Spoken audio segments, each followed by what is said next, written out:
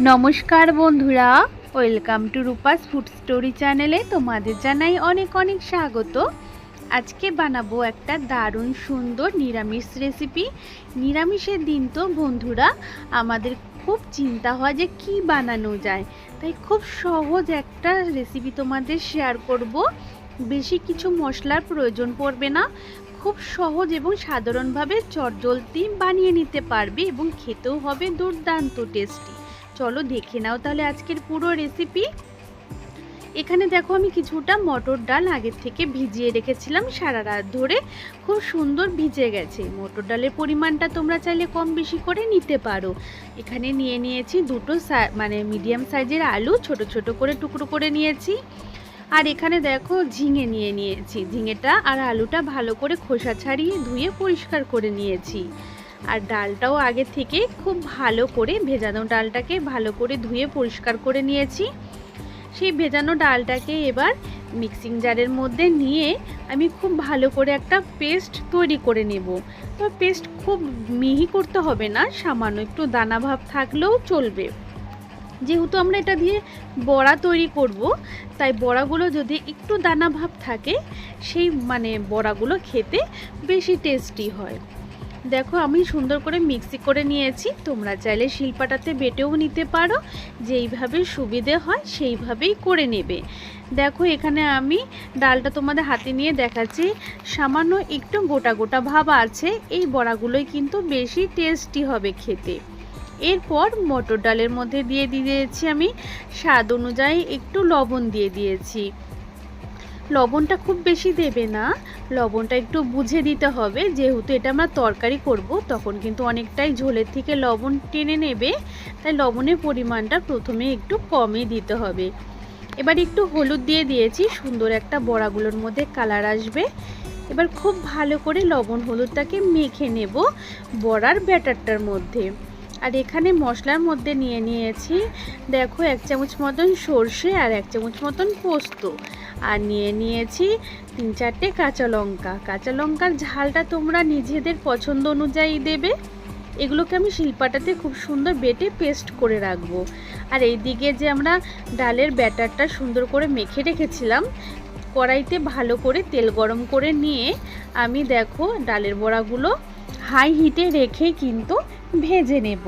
যদি লোতে রাখি তাহলে কি হবে, ডালের বড়ার মধ্যে কিন্তু অনেকটাই তেল কিন্তু চুষে নেবে, অনেকটাই তেল খেয়ে নেবে বড়াগুলো। তাতে এর জন্য হাই হিটে যদি ভাজো তাহলে অল্প তেলে বড়াগুলো খুব সুন্দর ভাজা হয়ে যাবে। তাই আমি হাই হিটে রেখে বড়াগুলোকে খুব সুন্দর করে ভেজে নেব। বড়াগুলো তোমরা সুন্দর যেইভাবে তোমাদের শেপ পছন্দ সেইভাবে দিয়ে নেবে। তারপর একটা নিচের দিকটা যখন একটু ভাজা হয়ে যাবে তারপর বড়াগুলোকে উল্টে দেবে। এইভাবে উল্টে পাল্টে সুন্দর হালকা একটা গোল্ডেন রং ধরা পর্যন্ত ভেজে তারপর নামিয়ে নেবে। আমিও এইভাবে সমস্ত বড়া ভেজে নিয়েছি।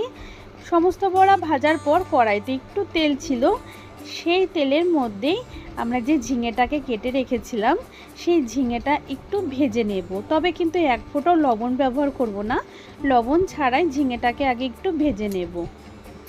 লবণ দিলাম না কারণ এখন যদি লবণ দিই তাহলে ঝিঙে থেকে অনেকটাই জল বেরিয়ে যাবে আর ঝিঙেটা একদম চিপসে যাবে। এই কারণেই আমি তেল ছাড়াই ঝিঙেটাকে ভেজে রেখে দিলাম। তারপর কড়াইতে আর একটু তেল দিয়ে দিয়েছি, দেখো অল্পই দিয়েছি তেলটা। তেলটা খুব ভালো করে গরম করে নেব। গরম হয়ে গেলে এখানে আমি এবার দিয়ে দেব কালো জিরে ফোড়ন। কালো জিরে ফোড়ন দিয়ে দিয়েছি। আর দিয়ে দেব এখানে চেরা কাঁচা লঙ্কা, 3টে চেরা কাঁচা লঙ্কা দিয়ে দিয়েছি। এবার কালো জিরে আর কাঁচা লঙ্কাটাকে দেখো একটু নেড়ে চেড়ে নেব। সুন্দর একটা ফোড়নের থেকে গন্ধ বেরোবে, এই গন্ধটা যতক্ষণ না বেরোবে সুন্দর একটু ভেজে নেব। দেখো কালো জিরে আর লঙ্কাটাকে খুব সুন্দর ভেজে নিয়েছি।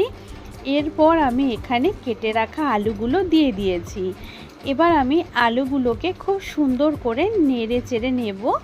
দেখো এইখানে কিন্তু আমি চাইলে আগে কিন্তু একসাথেই ভেজে নিতে পারতাম ঝিঙেটা, কিন্তু লবণ দিয়ে যেহেতু আমরা আলুটা ভাজবো তাই ঝিঙেটা ব্যবহার করিনি, তাহলে কিন্তু ঝিঙেটা একদম জল বেরিয়ে যাবে আর চিপসে যাবে। সামান্য লবণ দিয়ে দেখো আলুটা সুন্দর করে ভেজে নিয়েছি। তারপর এখানে যে ঝিঙেগুলো ছিল সেটাও আমি কড়াইতে দিয়ে দিয়েছি। তারপর পরিমাণ মতন জল দিয়ে দিয়েছি। ঝিঙেটা দেওয়ার সময় আমার ক্যামেরাটা অফ ছিল, তাই তোমাদের দেখাতে পারলাম না। তাই দেখো পরিমাণ মতন জল দিয়ে ঢেকে রেখেছিলাম। ঝোলটা সুন্দর ফুটে উঠেছে আর আলুগুলো খুব সুন্দর সেদ্ধ হয়ে গেছে। এখন কিন্তু দেখতে মনে হচ্ছে অনেকটাই ঝোল তরকারিতে, কিন্তু রান্নার পরে দেখবি ঝোলগুলো একদম কোথায় চলে গেল। এরপর যখন সুন্দর আলুগুলো সিদ্ধ হয়ে যাবে, ঝোলটা ফুটে উঠেছে, সেই সময় আমরা যেখানে পোস্ত, কাঁচা লঙ্কার সাদা সর্ষে বেটে রেখেছি সেই পেস্ট এখানে দিয়ে দিলাম। পেস্টটাকে দিয়ে খুব সুন্দর করে ঝোলের সাথে নেড়ে চেড়ে মিশিয়ে নিতে হবে। এখানে তোমরা লবণটা টেস্ট করে দেখতে পারো, যদি মনে হয় তাহলে আর একটু লবণ দিয়ে দেবে।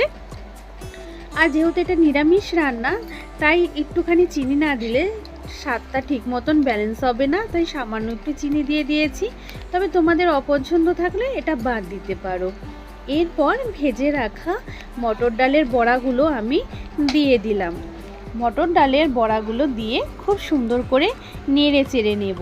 এখনও কিন্তু মনে হচ্ছে যে বন্ধুরা কতটা জল বা ঝোল রয়েছে তরকারিতে, কিন্তু রান্নার শেষে দেখবে ঝোলগুলো গায়েব হয়ে গেছে।